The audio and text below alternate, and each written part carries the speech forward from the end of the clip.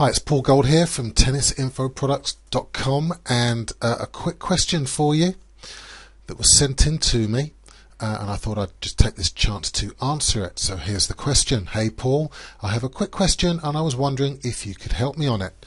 So I'm a high school tennis player and I'm going to the districts next week, hoping to advance to state.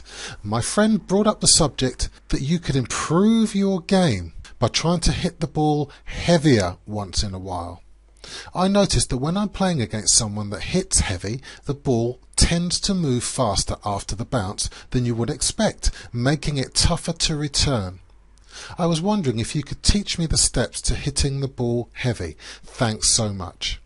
Okay, so let's dive into that. The heavy ball is a real weapon for the modern day tennis player, and it's pretty easy to get to grips with if you know what you're doing. Just a few steps to really follow and I think we'll have it. So first of all, let's change the name of the shot to give you more of an understanding about its characteristics and therefore the advantages it's going to give you, as well as the problems it's going to offer up for your opponent. So let's think about it not as a heavy ball, but as a heavily driven spin ball.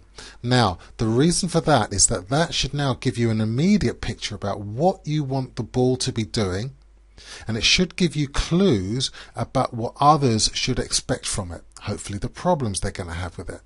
So first, you should begin to see that this shot needs to have a combination of both speed and revolutions, which is the same as spin, and it's going to be this that causes the reaction of the ball off the court, and that is what is going to cause the ball to feel heavy when your opponent tries to hit it.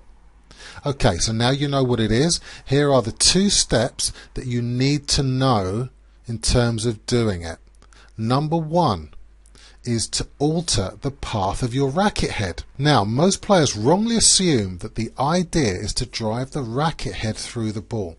Now, this is wrong because this will only result in a flat hit ball, which is great, but that's not what we're looking for here. We're looking for a heavily spun ball, don't forget. So what you need to do is to think about it and to change the path of your racket from just through the ball to up and through. Now, I'm not even going to talk about the need to hit across the ball at the same time, but just think about how many modern players hit the ball with the racket going straight up and over the same shoulder and not over the opposite shoulder as you were supposed to do many years ago.